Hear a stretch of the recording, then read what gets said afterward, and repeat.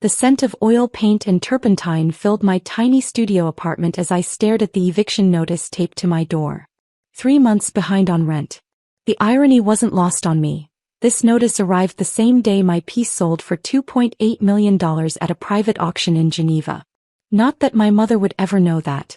Painting won't pay the bills, Alexandra. Her voice echoed in my head, the same words she'd been repeating since I was 16. Look at you, 30 years old, living in a cramped studio, barely making ends meet. Is this what you want from life? If she only knew that the cramped studio was just a cover, that the struggling artist her socialite friends pitted was now the anonymous force revolutionizing the modern art market. But I let them believe what they wanted. Sometimes invisibility is the greatest advantage you can have. I pulled the notice off the door and added it to my collection, 3 years' worth of carefully cultivated evidence of my supposed failure. Every bounced check, every late notice, every disappointment carefully archived to maintain the illusion that my mother had been right all along. My phone buzzed. Marcus, my attorney. The Rothschild acquisition is complete, he said without preamble. You now own controlling interest in the largest private art collection in Europe. The paperwork will be finalized tomorrow. I smiled, glancing at the past due notices scattered across my desk. Any word from the gallery? Construction is ahead of schedule. The Laurent Gallery will be ready for its grand opening in 3 weeks. Your mother's still on the board of the Arts Council, correct? Yes, I replied, remembering her latest lecture about how I was wasting my talent on experimental nonsense, while her friends' children were becoming doctors and lawyers. She hasn't missed a major gallery opening in 20 years. Perfect, Marcus said. The invitations go out tomorrow. Every major collector, critic, and socialite in the city will be there, including the entire Arts Council. I hung up and walked to my window, looking out at the city skyline. Somewhere out there, my mother was probably at another charity luncheon, lamenting her daughter's poor life choices to her perfectly polished friends. The same friends who had no idea they'd been bidding against me at auctions for years. The real studio, my actual workspace, was in a converted warehouse on the other side of town. 40,000 square feet of state-of-the-art facilities where I created the pieces that sold for millions under various pseudonyms. But this cramped apartment with its second-hand furniture and careful signs of struggle, this was my masterpiece. A perfect performance of the starving artist my family expected me to be. My sister Caroline called while I was mixing paints. Mom's beside herself, she said, her voice dripping with fake concern. The Laurent Gallery opening is all anyone can talk about, and here you are still peddling your little paintings at coffee shops. Don't you want to make something of yourself? I dabbed blue paint onto canvas, phone pressed between ear and shoulder. Not everyone measures success the same way, Caroline. She sighed dramatically. The Arts Council is calling it the most significant cultural development in the city's history.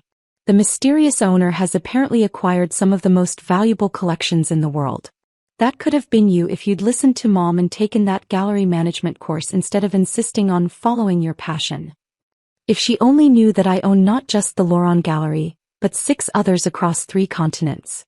That the mysterious owner she spoke of with such reverence was her little sister, the family disappointment. Maybe I'll stop by the opening, I said casually. See what all the fuss is about. Caroline laughed. In what? Those paint-splattered jeans you always wear? The guest list is more exclusive than the Met Gala. They're not letting in random street artists. I let her words wash over me, thinking about the invitation that would arrive at her house tomorrow. Gold embossed, personally signed by the gallery's curator, requesting the honor of her presence at the most anticipated cultural event of the decade. Later that evening, I drove to my real studio in my actual car, not the rusted Honda my family thought I still owned, but a sleek custom-made Mercedes. The security system recognized me immediately, steel doors sliding open to reveal my true world.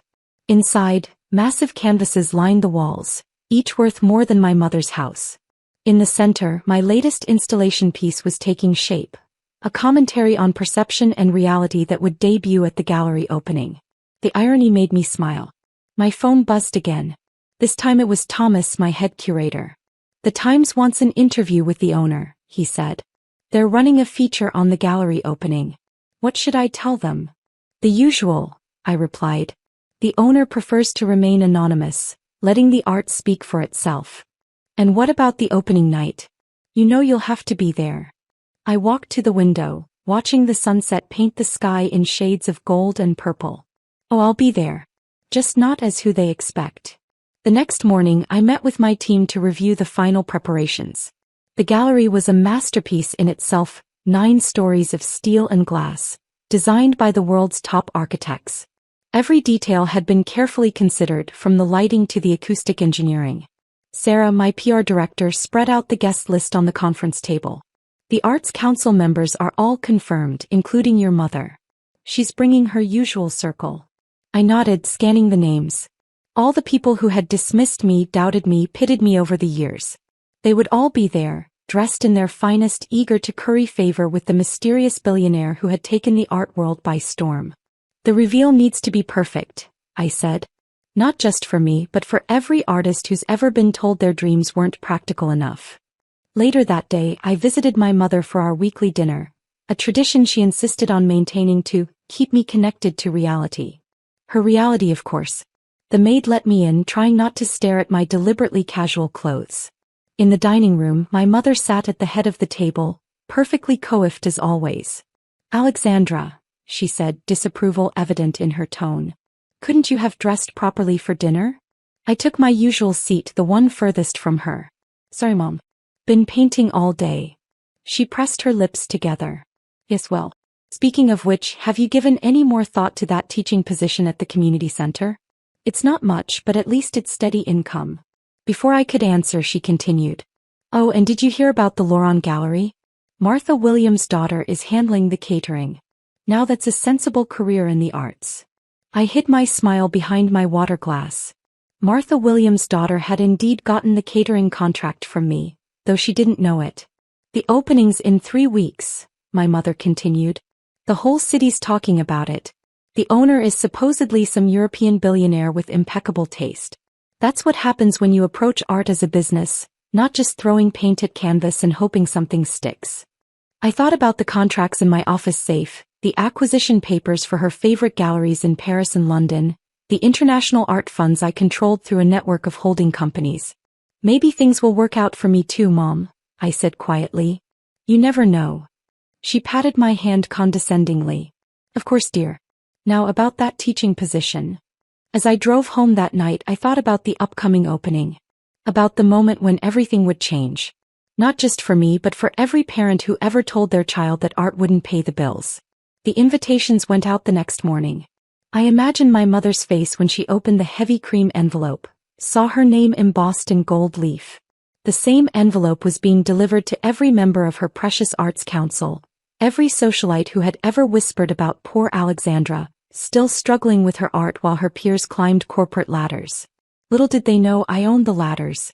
The weeks leading up to the gallery opening felt like watching dominoes being meticulously arranged, each piece placed perfectly for the moment they would all fall. My mother's reaction to the invitation was exactly as I'd predicted. Alexandra, she burst through my studio door without knocking, waving the cream envelope like a victory flag. You'll never believe it. The Loron Gallery, we've all been invited. The entire Arts Council. I looked up from my canvas, carefully maintaining my practiced expression of mild interest. That's nice, Mom. Nice? It's extraordinary. Do you know how exclusive this opening is? The mysterious owner has apparently spent billions acquiring some of the most significant private collections in modern art. Everyone who's anyone will be there. I wiped paint from my hands with a cloth that had seen better days. Sounds fancy. She surveyed my cramped studio with poorly concealed disappointment. You know, if you'd stayed with traditional techniques instead of this experimental phase, you might have caught the attention of someone important. The Lawrence curator is known for discovering new talent. I bit back a smile, thinking of Thomas, my curator, who was at that moment hanging my latest piece in the gallery's central hall, under one of my pseudonyms, of course. Actually, my mother continued, smoothing her Chanel suit, I've been thinking, why don't you come to the opening? As my guest. It might be inspirational for you. I raised an eyebrow. I thought it was exclusive. Well, yes, but I'm sure they'll understand if I bring my daughter. Even if you're not. She gestured vaguely at my paint-splattered workspace, quite at their level. Yet. 2 days later, I stood in my real office 50 stories above the city, reviewing the final guest list with Sarah. The wall of windows offered a perfect view of the Loron Gallery, its glass facade gleaming in the afternoon sun. Your mother's already called 3 times to confirm her +1, Sarah said, amusement dancing in her eyes. She's quite insistent about having her struggling artist daughter attend. I smiled, remembering the conversation from my studio. Let's make sure she gets what she wants. And the seating arrangement? I pointed to the floor plan spread across my desk. Put her at table 1 right in front. I want her to have the perfect view when everything unfolds. My phone buzzed, Caroline calling again. I put it on speaker as I reviewed the opening night schedule. Mom says you're coming to the Loron opening, she said without preamble. Please tell me you're not wearing those awful paint-stained jeans. I'll dress appropriately, Caroline. You better. This isn't one of your coffee shop art shows. These are serious collectors, real players in the art world. I glanced at the latest acquisition report on my desk. $127 million for a private collection in Dubai, signed off that morning. I understand the difference. Do you? She sighed. Just try not to embarrass Mom. She's worked so hard to build her reputation on the Arts Council. The last thing she needs is her daughter showing up looking like a street artist. Sarah rolled her eyes as she gathered her papers. Everyone on my team knew the truth, had watched me build my empire from the ground up. They found my family's attitude alternately amusing and infuriating. That evening, I visited my secret vault beneath the gallery. Row upon row of the world's most valuable modern art pieces, each carefully authenticated and catalogued. This was where I kept my real collection, the one that would be revealed on opening night. Thomas joined me, clipboard in hand. The main hall is ready. We've hung the piece you created last month as the centerpiece, the one about hidden truths and public perceptions. Perfect timing, I murmured, running my fingers along the edge of a frame. Your mother's going to have quite a shock. I turned to face him. It's not about shocking her, Thomas. It's about showing her, showing all of them, that success doesn't always look the way they expect it to. The next week passed in a blur of final preparations. My mother called daily, alternating between excitement about the opening and concern about my appearance there. I've heard the owner might actually attend, she gushed during one call. Nobody knows who they are, isn't it thrilling? Martha thinks it might be some European aristocrat. I was actually in the gallery when she called, supervising the hanging of the last few pieces. Maybe it's someone closer to home, I suggested. She laughed. Oh, darling, no one in our circles has that kind of money or influence. This person has transformed the entire modern art market in just a few years. 3 days before the opening, I received another call, this time from my father. He'd left when I was 12, starting a new family and barely maintaining contact. Now he was suddenly interested in reconnecting. I heard about the Loron opening, he said, his voice overly casual. Your mother mentioned you'll be there. As her guest, yes. Well, I was thinking of attending myself. Important connections to be made at these events. Maybe we could.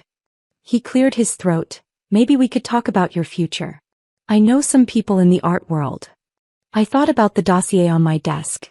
A complete analysis of his failing investment firm, the mounting debts he was trying to hide from his new family. I'll be pretty busy that night, I said. But thanks for thinking of me. The day before the opening, I visited my cramped studio one last time. This small space had served its purpose well, maintaining the illusion my family needed to believe. I'd already arranged for all my actual work to be moved to my real studio, leaving behind only the deliberately mediocre pieces they expected from me. As I was locking up, my mother appeared again, carrying a garment bag. I brought you something to wear tomorrow night, she said, hanging the bag on my door. It's last season's Oscar de la Renta, but it should do. We can't have you showing up in your usual attire. I unzipped the bag, revealing a conservative black dress. Thanks, Mom, but I've already got something picked out. She pressed her lips together. Alexandra, please. This is important. The Loron Gallery opening isn't just another night. This is a chance to see how successful people operate in the art world. Maybe it will finally help you understand why I've pushed you so hard all these years. I looked at her, really looked at her, wondering if she'd ever understand that I had succeeded not despite ignoring her advice, but because of it. Trust me, Mom, I said softly. Tomorrow night will be educational for everyone. That evening I went to my real penthouse. Not the studio apartment my family thought I lived in, but the two-story residence atop one of the city's most exclusive buildings. My dress for the opening hung in my closet, custom-made by a designer who knew exactly who I was. As I stood at my window watching the city lights flicker to life, I thought about the journey that had brought me here.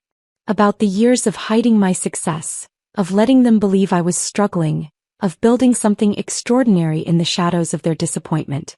Tomorrow everything would change.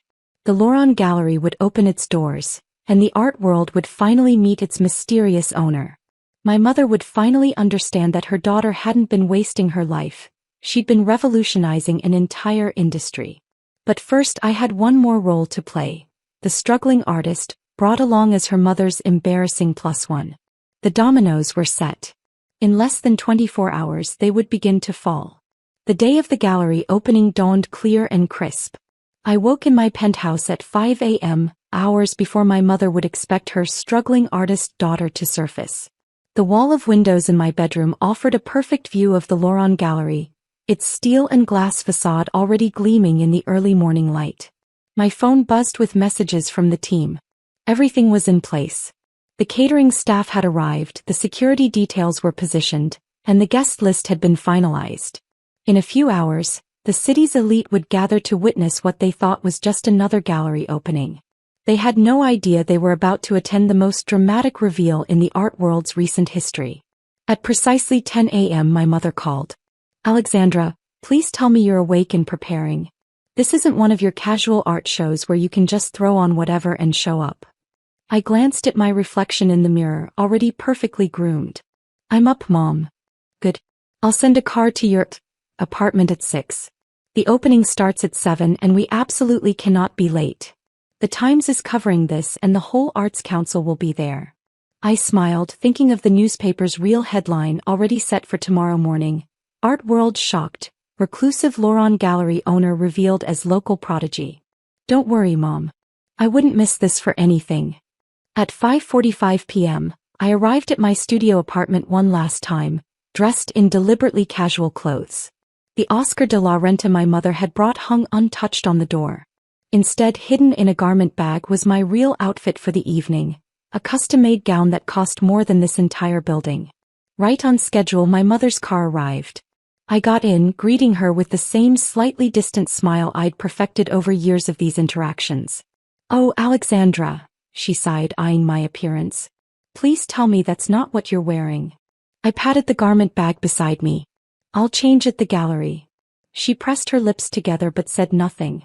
The drive was filled with her nervous chatter about who would be there, which critics were attending, how much influence the mysterious owner wielded in the art world. We pulled up to the Loron Gallery at 6:30 p.m. The building rose before us like a crystal palace, its 9 stories of artfully engineered glass and steel glowing from within. A red carpet led to the entrance where photographers were already gathering. "Remember," my mother whispered as we stepped out, "try to be discreet. These people are very important in the art world." If she only knew that most of them worked for me. Inside, I excused myself to change, making my way to the private elevator that would take me to my office suite at the top of the building. Thomas was waiting.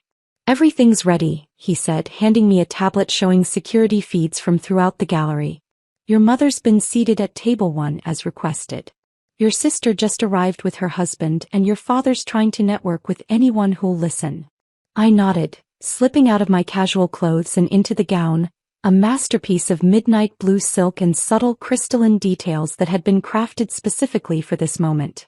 "The reveal is set for 8:30, Thomas continued. "After the initial reception and just before dinner. Your speech is loaded on the teleprompter, though I doubt you'll need it." I checked my reflection one final time. Gone was any trace of the struggling artist they thought they knew. In her place stood someone else entirely, the woman who had quietly transformed the modern art world. "Is the main hall ready?" Thomas smiled. "Your piece is in place. It's quite a statement."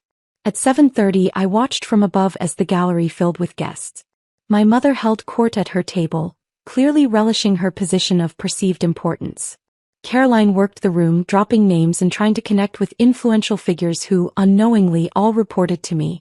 The initial presentations began at 8 o'clock, a series of carefully orchestrated speeches about the gallery's vision and impact on the art world. I could see my mother beaming as her friends whispered and pointed at various pieces, all while wondering about my conspicuous absence. Finally, at 8:25, Thomas took the stage.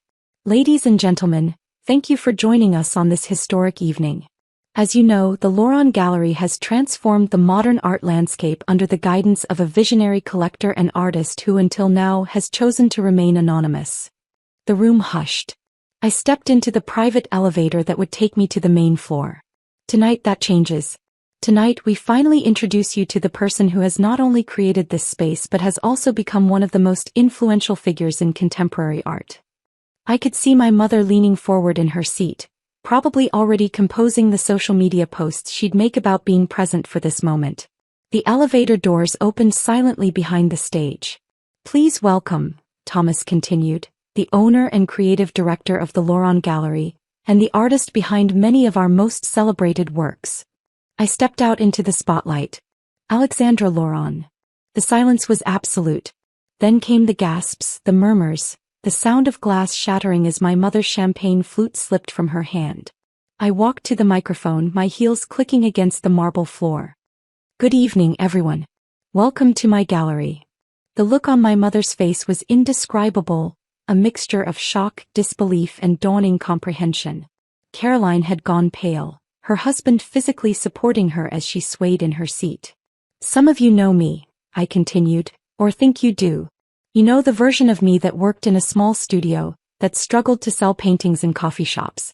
What you didn't know was that while you were pitying my choices, I was building this. I gestured to the space around us. Every piece you've admired tonight, every collection you've discussed, every acquisition that made headlines, that was all me. The struggling artist you dismissed? She owns not just this gallery, but 6 others across 3 continents. My father had moved toward the exit, but security, my security, had already closed the doors.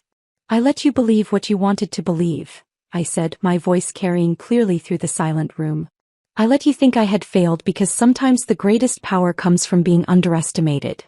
I turned to face the main hall where my latest installation hung, a massive piece titled Perceptions, made up of thousands of small mirrors arranged to create a larger image. From a distance, it showed a simple artist's studio. But up close, each mirror reflected a piece of my empire. Tonight isn't just about revealing who I am, I continued. It's about challenging what we think we know about success, about art, about power. And most importantly, it's about showing that sometimes the people you dismiss might just be the ones making history. The room erupted in applause, genuine from those who didn't know me, stunned and mechanical from my family. My mother sat frozen, tears streaming down her face as she stared at the daughter she thought she knew. As I stepped down from the stage, Thomas announced dinner would be served. The crowd began to move, but my mother remained seated, still staring. I walked to her table, stopping beside her chair. Art won't pay the bills? I said softly. Mom, it bought the building. She reached for my hand, her fingers trembling. Alexandra, I don't understand. All this time I was exactly who I always said I was, an artist. You just couldn't see it because it didn't fit your definition of success. The rest of the evening passed in a blur of congratulations, interviews, and watching my family try to process their new reality.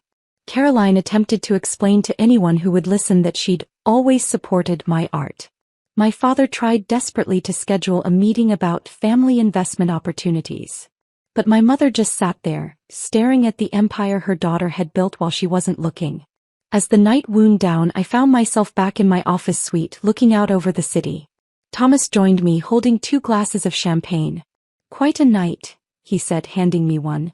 I nodded, thinking of all the moments that had led here, every dismissive comment, every pitying look, every time they tried to make me doubt my path. You know what the best part is? I said, watching the city lights twinkle below. Tomorrow they'll all finally understand that success doesn't always look the way they expect it to. And maybe, just maybe, some other artist out there will hear this story and realize they don't need anyone's permission to build something extraordinary. The Loron Gallery still stands as a testament to that truth. And my mother? She finally got her wish. Her daughter's art is hanging in all the best galleries. After all, I own them.